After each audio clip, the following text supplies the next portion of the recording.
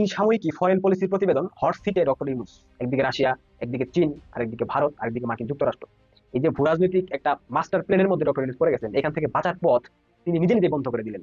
এই মুহূর্তে বাংলাদেশের রাজনৈতিক পরিস্থিতি, রাজনৈতিক পরিবেশ যথেষ্ট উত্তপ্ত।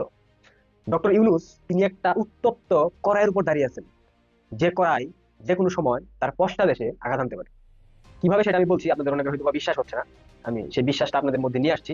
আমি আবারও বলছি, ডক্টর ইউনূস এই মুহূর্তে ক্ষমতার একদম উত্তপ্ত কড়াইয়ের উপর বসে আছেন, যে কোনো সময় তার পশ্চা দেশ জ্বলে পুড়ে ছারখার হয়ে যাবে, একদম ছারখার হয়ে যাবে। মার্কিন যুক্তরাষ্ট্র, পৃথিবীতে একটা মিথ প্রচলিত আছে যে মার্কিন যুক্তরাষ্ট্র যে দেশের বন্ধু, সে দেশের আলাদা করে কোনো শত্রুর প্রয়োজন হয় না। অর্থাৎ তারা বন্ধু আবার তারাই শত্রু, মানে ডুয়েল গেম প্লে করে তারা একসাথে। পৃথিবীর ইতিহাসে মার্কিন যুক্তরাষ্ট্র যতগুলা দেশে তারা সামরিক কিংবা অর্থনৈতিক হস্তক্ষেপ করেছে, কিংবা তাদের দেশে সামরিক বেস ক্যাম্প করেছে, এই দেশগুলা থেকে তারা কিন্তু অনেক সময়, ইতিহাস আপনারা যদি ঘেটে দেখেন, তারা পালিয়ে গেছে। তাদের স্বার্থ উদ্ধার হয়েছে কিংবা উদ্ধার হয়নি, কিংবা তাদের মনে হয়েছে যে এই মুহূর্তে এই দেশে থাকা তাদের জন্য পজিটিভ কিছু না, সেই জায়গা থেকে তারা কিন্তু পালিয়েছে। যথেষ্ট ইতিহাস আছে, এটা আমি আমার মুখের কথা দিয়ে বলছি না, এখানে যথেষ্ট ইতিহাস এবং খুব আপনার কি বলে ভাবগম্ভীর্যপূর্ণ ইতিহাস রয়েছে। এরপর সব থেকে স্পর্শকাতর যে বিষয়টা, মার্কিন যুক্তরাষ্ট্র পৃথিবীর যেই সব দেশে কালার রেভলিউশন, রঙিন বিপ্লবের মাধ্যমে সরকার পরিবর্তন করে সেই দেশের নিয়ন্ত্রণ নেওয়া, সেই দেশের উপর তাদের যে স্বার্থগুলো রয়েছে সেই স্বার্থ রক্ষার স্বার্থে তারা যে পাপেট সরকারগুলোকে বসায়, সেই সরকারগুলো যদি তাদের সেই স্বার্থ উদ্ধার করে দিতে পারে, সেই ক্ষেত্রেও মার্কিন যুক্তরাষ্ট্র একটা সময় তাকে ফেলে দেয় এবং চলে যায়। আর যদি উদ্ধার করতে না পারে, সেই ক্ষেত্রে তারা যে বিনিয়োগগুলো করে সেই দেশের সরকার পরিবর্তন করার নেপথ্যে, সেই বিনিয়োগগুলো কিন্তু তারা কোনো না কোনো ভাবে উঠানোর চেষ্টা করে, এবং সেই উঠাতে গিয়ে তারা কিন্তু সেই দেশের প্রতি যথেষ্ট ক্ষুব্ধ হয়, বিভিন্ন ধরনের পদক্ষেপ নিয়ে থাকে। প্রথমত বিভিন্ন ধরনের অবরোধ এবং নিষেধাজ্ঞা দেয়, বিশেষ করে অর্থনৈতিক এবং কূটনৈতিক নিষেধাজ্ঞা প্রদান করে। 2010 ও 2020 বেলারুশে এরকম অর্থনৈতিক এবং কূটনৈতিক নিষেধাজ্ঞা প্রদান করেছিল মার্কিন যুক্তরাষ্ট্র। 2002 সালে যখন ভেনেজুয়েলাতে অভ্যুত্থান ব্যর্থ হয়, তখন মার্কিন যুক্তরাষ্ট্র ভেনেজুয়েলা সরকারের উপর কূটনৈতিক নিষেধাজ্ঞা এবং অর্থনৈতিক নিষেধাজ্ঞা প্রদান করেছিল। এরপর রাজনৈতিক বিচ্ছিন্নতা তৈরি করা, যেমন সরকার বিরোধী বিভিন্ন দল, ইসলামিস্ট যে শক্তিগুলো রয়েছে, বিভিন্ন মিলিশিয়া তৈরি করা, এই ধরনের প্রতিক্রিয়া দেখে তারা সেই সরকারকে বিভিন্নভাবে দেখায় দেয় ফেলে। যদিও সেই সরকার কিন্তু তাদের নিয়ন্ত্রণে বসে থাকে বা তারাই তাদেরকে বসায়, কিন্তু ওই যে স্বার্থ স্বার্থ যখন ক্ষুণ্ণ হয় বা স্বার্থ যখন রক্ষা করতে পারে না, তখন তারা এই জিনিসগুলো খুব প্রপার ওয়েতে করে থাকে। উদাহরণস্বরূপ সিরিয়ার যে মডারেট গোষ্ঠী, সেই মডারেট গোষ্ঠীকে মার্কিন যুক্তরাষ্ট্র যথেষ্ট ইয়া করেছিল, সাহায্য সহযোগিতা করেছিল সিরিয়ার এই আজকের পরিণতির জন্য। সবশেষ সামরিক হস্তক্ষেপ অন্য কোনো ওয়েতে সৃষ্টি করে, অথবা প্রক্সি যুদ্ধ, যেমনটা বাংলাদেশ এই মুহূর্তে সেই প্রক্সি যুদ্ধের মধ্যে পড়ে গেছে। আমি এই জন্যই বলেছিলাম ডক্টর মোহাম্মদ ইউনূস উত্তপ্ত কড়াইয়ের উপর বসে আছেন। উত্তপ্ত কড়াই, যে কোনো সময় তার পশ্চাদেশ এই কড়াই দিয়ে জ্বলে পুড়ে ছারখার হয়ে যাবে। মার্কিন সাময়িকী ফরেন পলিসির প্রতিবেদন হট সিটে ডক্টর ইউনূস। নোবেল বিজয়ী অধ্যাপক ডক্টর মোহাম্মদ ইউনূস প্রায় 1 বছর ধরে বাংলাদেশের তত্ত্বাবধায়ক সরকারের নেতৃত্ব দিয়ে এলেও, এটা তত্ত্বাবধায়ক সরকার হবে না, এটা অন্তর্বর্তী সরকার। তত্ত্বাবধায়ক সরকার কিংবা অন্তর্বর্তী সরকার বাংলাদেশের সংবিধানে নাই বললে চলে, বলতে নাই। নেতৃত্ব দিয়ে এলেও এখনো ক্রমবর্ধমান চাপের মুখে পড়েছেন। নির্বাচন নিয়ে অনিশ্চয়তা, সংস্কার কার্যক্রমে ধীরগতি, অর্থনৈতিক মন্দা, আইন শৃঙ্খলা পরিস্থিতির অবনতি সব মিলিয়ে জন অসন্তোষ বাড়ছে। সেনাবাহিনী, বিএনপি ও ব্যবসায়ীদের আগাম নির্বাচনের দাবি ইউনূসের অবস্থানকে আরো জটিল করে তুলছে। মার্কিন সাময়িকী ফরেন পলিসির প্রতিবেদন দেখেন, বিশ্বের কিছু কিছু পত্রিকা রয়েছে, যেমন the new York Times, Times magazine, এই ধরনের পত্রিকা যখন একটা সরকারকে নিয়ে পজিটিভ কিংবা নেগেটিভ নিউজ করে, তখন সেটা নিঃসন্দেহে আপনাকে বুঝে নিতে হবে সেই সরকারের অভ্যন্তরে কিংবা সেই সরকারকে নিয়ে আন্তর্জাতিক গভীর ষড়যন্ত্র চলমান রয়েছে। এই যে বললাম, মার্কিন যুক্তরাষ্ট্র যখন কোনো গভর্নমেন্টকে কালার রেভলিউশনের মাধ্যমে সুপ্রতিষ্ঠিত করে, তখন যদি তাদের কাছ থেকে তাদের স্বার্থ উদ্ধার করতে না পারে, সেই ক্ষেত্রে সেই গভর্নমেন্টকে আর চিনে না। একদিকে রাশিয়া, একদিকে চীন, আরেকদিকে ভারত, আরেকদিকে মার্কিন যুক্তরাষ্ট্র। এই যে ভূরাজনৈতিক একটা মাস্টার প্ল্যানের মধ্যে ডক্টর ইউনূস পড়ে গেছেন, এখান থেকে বাঁচার পথ তিনি নিজে নিজে বন্ধ করে দিলেন। তার যে প্রভু মার্কিন যুক্তরাষ্ট্র যদি তার উপর থেকে সেটা ছড়িয়ে নেয়, সেই ক্ষেত্রে রাশিয়া, চীন কিংবা ভারত তাকে কোনোভাবেই টলারেট করবে না। তাকে রক্ষা করা তো অনেক পরে হিসাব। ব্রিটিশ এমপি শেখ হাসিনার বোন শেখ রেহানার মেয়ে টিউলিপ সিদ্দিক, তিনি এবার বাংলাদেশের প্রধান উপদেষ্টা প্রফেসর ইউনূস, বাংলাদেশের সরকার এবং দুদক, এই দুই জায়গায় উকিল নোটিশ পাঠালেন। এই দুজনের দুই প্রতিষ্ঠানের বিরুদ্ধে মানে শাস্তিমূলক ব্যবস্থা নেওয়ার জন্য উকিল নোটিশ পাঠালেন। সেই উকিল নোটিশের বাস্তবতা কি বলছে, কি তিনি লিখলেন, কেন হঠাৎ করে বাংলাদেশ সরকারের প্রধান উপদেষ্টার বিরুদ্ধে উকিল নোটিশ পাঠানো হলো, কেন দুদকের বিরুদ্ধে উকিল নোটিশ পাঠানো হলো, তার বিরুদ্ধে দুদক এবং প্রধান উপদেষ্টা যে সকল কথা বলেছেন তাতে কি তিনি ক্ষিপ্ত, এমনটাই সেই চিঠিতে বলা হয়েছে। এবং বলা হয়েছে যে আগামী 30 জুনের মধ্যে এই উকিল নোটিশের জবাব না দিলে টিউলিপ সিদ্দিকির পক্ষ থেকে আইনজীবীরা মেনে নেবেন এবং ধরেই নেবেন যে বাংলাদেশ সরকারের কাছে টিউলিপ সিদ্দিকি বিষয়ে কোনো অভিযোগের আর বাস্তবতা নেই, এটা ফয়সালা হয়ে গেছে। কি বলছেন টিউলিপ সিদ্দিকি? বিডি নিউজ 24 তার উকিল নোটিশের চিঠি সহ একটি বড় প্রতিবেদন করেছে। আপনারা 3 পৃষ্ঠার সেই চিঠিটা দেখে নিতে পারেন। সাথে বিডি নিউজ 24 এর যে হেডিং, ব্রিটিশ রাজনীতিতে হস্তক্ষেপের চেষ্টায় ইউনূস ও দুদক এমন অভিযোগে টিউলিপ সিদ্দিকী উকিল নোটিশ পাঠিয়েছেন, সেই শিরোনামটাও দেখে নিতে পারেন। সেখানে বলা হচ্ছে যে প্রধান উপদেষ্টা প্রফেসর ইউনূস ও দুর্নীতি দমন কমিশন দুদক ব্রিটিশ রাজনীতিতে হস্তক্ষেপের চেষ্টা করেছেন বলে অভিযোগ যুক্তরাজ্যের সাবেক প্রতিমন্ত্রী টিউলিপ সিদ্দিকীর। সোমবার দুদক ইউনূস এবং দুদক বরাবর এক উকিল নোটিশে তিনি এমন কথা বলেছেন, তার সুনাম ক্ষুণ্ণ করাই তাদের উদ্দেশ্য, এমন অভিযোগ করেছেন। সেই সঙ্গে যুক্তরাজ্যের রাজনীতিতে হস্তক্ষেপ করা, বিশেষ করে তার নির্বাচনী এলাকা, তার রাজনৈতিক দল এবং দেশ সেবার কাজে বিঘ্ন ঘটাতে তারা এসব অভিযোগ তুলেছে, যা কোনোভাবেই গ্রহণযোগ্য নয়, এমন কথা বলা হয়েছে।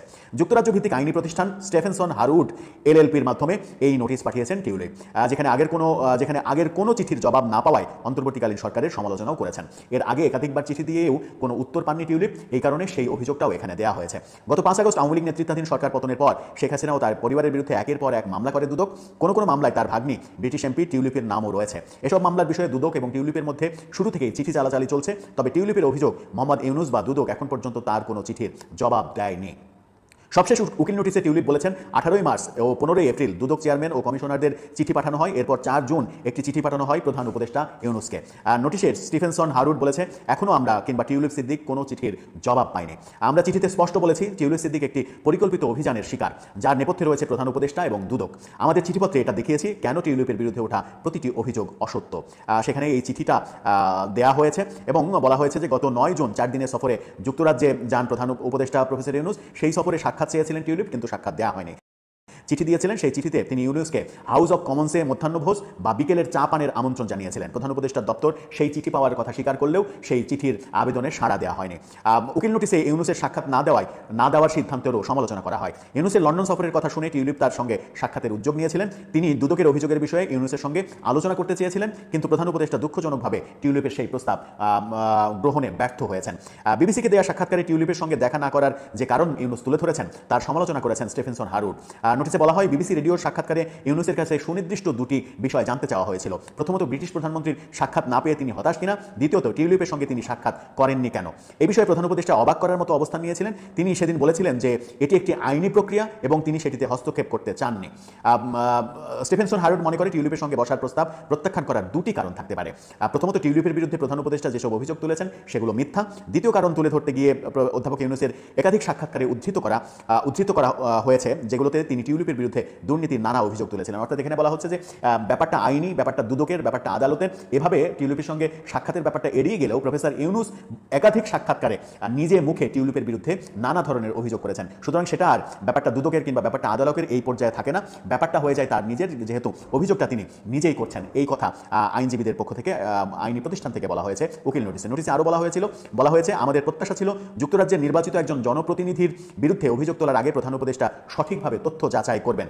তার এটাও মাথায় রাখা উচিত ছিল, দুদকের পক্ষ থেকে যখন তদন্ত চলছে বলে দাবি করা হচ্ছে, তখন টিউলিপকে নিয়ে প্রকাশ্য সমালোচনা করাটা উচিত নয়। এমন আরও অনেক কথা বলা হয়েছে। মোদ্দা কথা যেটা বলা হয়েছে সেটা হচ্ছে, টিউলিপের বিরুদ্ধে যে সকল অভিযোগ করা হয়েছে সেই অভিযোগগুলো মিথ্যা, যেগুলোর কোনো বাস্তবতা দুদক কিংবা সরকারের পক্ষ থেকে দেখাতে তারা ব্যর্থ হয়েছে। একাধিক চিঠির তাই তারা জবাব দেয়নি। প্রফেসর ইউনূস টিউলিপের সঙ্গে যুক্তরাজ্যে সফরে গিয়ে দেখা করেননি এবং এই চিঠির, এই উকিল নোটিশের জবাব যদি 30 জুনের মধ্যে না দেওয়া হয়, তাহলে টিউলিপ সিদ্দিক ধরে নেবেন যে বাংলাদেশ সরকার এবং দুদকের টিউলিপ সিদ্দিক বিষয়ে আর কোনো ব্যাপার বাকি নেই, ব্যাপারটা সমাধান হয়ে গেছে। যেহেতু তারা কথা বলতে চাইছে না, সেহেতু তাদের এই ব্যাপারে আর কোনো অভিযোগ নেই, এমনটা ধরে নেওয়া হবে। এই যে উকিল নোটিশ এবং বাংলাদেশের কোনো সরকার প্রধান এই প্রথম বোধহয় বিদেশি কারো কাছ থেকে উকিল নোটিশ পেলেন, এটা বাংলাদেশের জন্য চরম বিব্রতকর একটা ব্যাপার। সেই বিব্রতকর পরিস্থিতি এখন প্রফেসর ইউনূস কিংবা প্রফেসর ইউনূসের সরকার কিভাবে সামলাবে, সেটাই এখন বড় বিষয়। আবার এই আলোচনাও হতে পারে, টিউলিপ সিদ্দিক যেহেতু শেখ হাসিনার ভাগ্নি, সেহেতু প্রফেসর ইউনূস সরকারকে বিব্রত করার জন্যই এই ধরনের উকিল নোটিশ হয়তো পাঠিয়েছেন। যেটাই হোক, যদি টিউলিপ সিদ্দিক দোষী হয় তাহলে সেই দোষগুলো জনসম্মুখে নিয়ে আসা উচিত প্রমাণ সহকারে, আর যদি নির্দোষ হয় তাহলে স্পষ্ট বলে দেওয়া উচিত যে তদন্তে তার বিরুদ্ধে কিছু পাওয়া যায়নি। দর্শক, আপনার কি মনে হয় শেষ পর্যন্ত পরিস্থিতি কোন দিকে গড়াচ্ছে?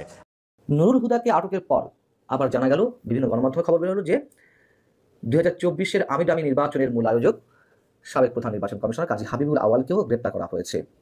পুলিশের বিভিন্ন সোর্সের মাধ্যমে, বিভিন্ন গণমাধ্যমে খবরটি এলো, কিন্তু ডিবির পক্ষ থেকে জানানো হয়েছে যে না, বসুন্ধরা আবাসিক এলাকা থেকে কাজী হাবিবুল আওয়ালকে ডিবি পরিচয়ে আটক করা হয়েছে, এই ধরনের খবর সত্য নয়। ডিবি এভাবে কাউকে আটক করেনি।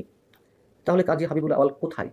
তাকে সত্যি আটক করা হয়েছে, কোনো বিশেষ কারণে মুখ খোলা হচ্ছে না, নাকি আটক করা হয়নি, এগুলো গুজব, আমরা জানি না। তবে বিভিন্ন গণমাধ্যমে আমরা আমাদের নিজস্ব সোর্স থেকেও যেমন জেনেছি যে তাকে আটক করা হয়েছে, আবার কেউ কেউ বলছেন না, আটক করা হয়নি। অবশ্যই এই বিষয়ে সরকারের পক্ষ থেকে একটা ক্লিয়ার মেসেজ আসা দরকার।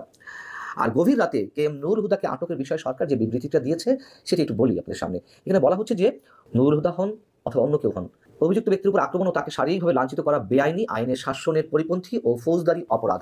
মব সৃষ্টি করে উশৃঙ্খল পরিস্থিতি সৃষ্টিকারী সবাইকে চিহ্নিত করে আইন শৃঙ্খলা বাহিনী উপযুক্ত ব্যবস্থা গ্রহণ করবে। সরকারের এই বিবৃতিকে আমরা অবশ্যই স্বাগত জানাতাম, একটা ভালো কাজের নিদর্শন হিসেবে আমরা ধরে নিতাম অসংখ্য বিতর্কিত কাজের মধ্যে। কিন্তু এই বিষয়টিও আমাদের কাছে বিতর্কিত। এগুলো সরকারের নাটক কিনা সে বিষয়ে মানুষের মনে সন্দেহ সৃষ্টি করতে পারে।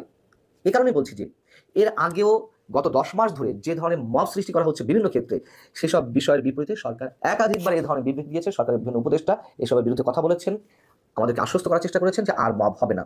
মানে বিষয়টা হচ্ছে যে সর্প হয়ে দংশন করো, ওঝা হয়ে ঝাড়ো, সেই বিষয়টির মতন একের পর এক উশৃঙ্খল বিশেষ গোষ্ঠীর ব্যক্তিরা, সেটি জাতীয় নাগরিক পার্টি হোক, সরকারের বিশেষ গোষ্ঠীর লোক হোক, কিংবা কথিত তৌহিদি জনতার মানুষজনেরা হোক, যারাই হোক, স্পষ্ট যে কারা এগুলো করছে, কিন্তু তাদের বিরুদ্ধে সরকার আজ অবধি কোনো ধরনের কোনো ব্যবস্থা নেয়নি। যেমন 2024 গত বছর অক্টোবরে আইন উপদেষ্টা ডক্টর আসিফ নজরুল একটি অনুষ্ঠানে বলছিলেন, যখন চারিদিকে বিচার বহির্ভূত হত্যা, গণপিটুনি, মব জাস্টিস, সাবেক মন্ত্রী এমপিদের উপরে আদালত প্রাঙ্গণে পচা ডিম নিক্ষেপ করা, জুতা নিক্ষেপ করা, গণধুলাই দেওয়া ইত্যাদি ইত্যাদি, এসবের বিরুদ্ধে আইন উপদেষ্টা বললেন যে যারা এসব করবে তাদের বিরুদ্ধে কঠোর অবস্থানে রয়েছে অন্তর্বর্তী সরকার। কতটা কঠোর অবস্থানে রয়েছে সেটা আমরা দেখছি।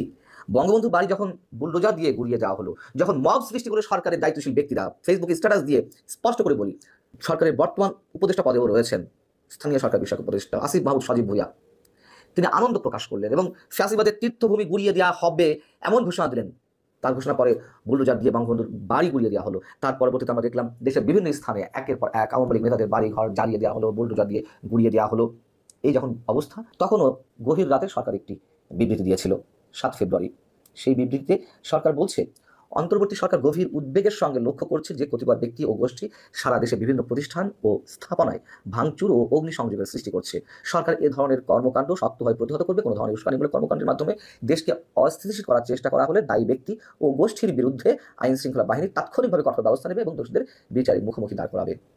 এত ঘটনা যে ঘটলো, একটা বিষয়কে সরকার দৃষ্টান্ত স্থাপন করতে পেরেছে যে হ্যাঁ, এই ঘটনায় অমুক আটক করা হলো, তার বিরুদ্ধে মামলা হয়েছে, তাকে আদালতে হাজির করা হয়েছে, তাকে কারাগারে প্রেরণ করা হয়েছে? কোনো ধরনের কোনো এক্সাম্পল আমাদের সামনে সৃষ্টি করতে পেরেছে? পারেনি। যেহেতু পারেনি, সাবেক নির্বাচন কমিশনার কে এম নুরুল হুদার উপরে যে মব সৃষ্টি করা হলো, সে বিষয়ে সরকার যে বিবৃতি আবারও গভীর রাতে দিল, সেটিও আমাদের কাছে নিশ্চিতভাবে খোলামেলাভাবে নাটক বলেই মনে হয়। এবং এই বিবৃতিতে ভাষার প্রয়োগগুলো আমরা একটু খেয়াল করি, শব্দ চয়নগুলো খেয়াল করি। এখানে বলা হচ্ছে দেশের সব নাগরিকের প্রতি আবারও আইন নিজের হাতে তুলে না নেওয়ার অনুরোধ করা হচ্ছে। কেন অনুরোধ করা হচ্ছে? আমরা তো জানি এগুলো সরকারের নির্বাহী বিষয়, ফৌজদারি অপরাধ হলে এগুলো গুরুতর অপরাধ। সেক্ষেত্রে নির্দেশ থাকবে আইন যেন কেউ হাতে তুলে না নেন। সেখানে অনুরোধ করতে হবে কেন? মানে যারা করছে এই বিষয়গুলো, তারা ভুলভালভাবে করছে, একেবারে নিরপরাধ, মানে নিষ্পাপ শিশুর মতন অপরাধ করছেন, এই জন্য তাদের প্রতি অনুরোধ জানানো হচ্ছে বেশ আকুতি মিনতি করে। কেন এখানে কেন সরকারের স্ট্রং কোনো পজিশন নেই? সরকারের স্ট্রং পজিশন কোথায় সেটি আমরা আজ 10 মাসেও খুঁজে পাইনি। যদিও বিএনপির আত্মতুষ্টির অনেক কারণ থাকতে পারে। বিএনপি রোববার সকালে মামলা করলো সাবেক 3 প্রধান নির্বাচন কমিশনারের বিরুদ্ধে। এরই মধ্যে একজনকে জুতা পিটা করা হলো, তাকে আটক করা হলো। আবার সাবেক প্রধান নির্বাচন কমিশনার কাজী হাবিবুল আওয়ালও যদি সত্যি আটক হয়ে থাকেন, বিএনপির আত্মতুষ্টির যথেষ্ট কারণ আছে যে বিএনপি মনে করতে পারে যে সরকার তাকে যথেষ্ট গুরুত্ব দিচ্ছে। সরকার তাকে যথেষ্ট গুরুত্ব দিয়ে কতটা বুড়ো আঙুল দেখাচ্ছে প্রতি পদে পদে, সেটা আমরা ভালো বুঝি। কিন্তু বিএনপি আত্মতুষ্টি থাকতে পারে, কতটা ভয়ঙ্কর বিপদ তাদের জন্য সামনে অপেক্ষা করছে। ইতিহাস বারবার নির্মম পরিণতির বেশে ফিরে আসে, নিশ্চয়ই আমরা এটা জানি, কিন্তু যারা ক্ষমতা থাকে তারা এটা জানে না। এটা বারবার এই কথাটা বলি। এতদিন আমরা দেখেছি যে জাতীয় নাগরিক পার্টি এনসিপির নেতা কর্মীরা যেভাবে নিজেদেরকে বিপ্লবী মনে করে, বিপ্লবের জায়গা থেকে তারা যা ইচ্ছে তাই করে ফেলতে পারছে, এমন উদাহরণ সৃষ্টি করেছে বিভিন্ন জায়গায়, আদালত প্রাঙ্গণ থেকে শুরু করে বিভিন্ন স্থানে মবের সৃষ্টি করেছে। বিএনপি যে করেনি তা কিন্তু নয়, করেছে সংখ্যায় কম, কিন্তু ইদানিং তারা আবার নিজেদেরকে বিপ্লবী মনে করছে, একেবারে দোজাহানের অশেষ নাকি হাসিল করছেন আইন নিজের হাতে তুলে নিয়ে বিএনপি নেতা কর্মীরা। রোববার যে ঘটনাটি এম নুরুল হুদার উপরে ঘটনা হলো, সেটা তো স্বেচ্ছাসেবক দলের নেতা। বিএনপি তাদের বিরুদ্ধে কোনো মেসেজ দিয়েছে? দেয়নি। দর্শক, সম্পূর্ণ ভিডিওটি দেখলেন, আশা করি বিষয়টি বুঝতে পেরেছেন। এই নিয়ে আপনার গুরুত্বপূর্ণ মন্তব্যটি অবশ্যই কমেন্ট বক্সে জানিয়ে দিবেন। ধন্যবাদ।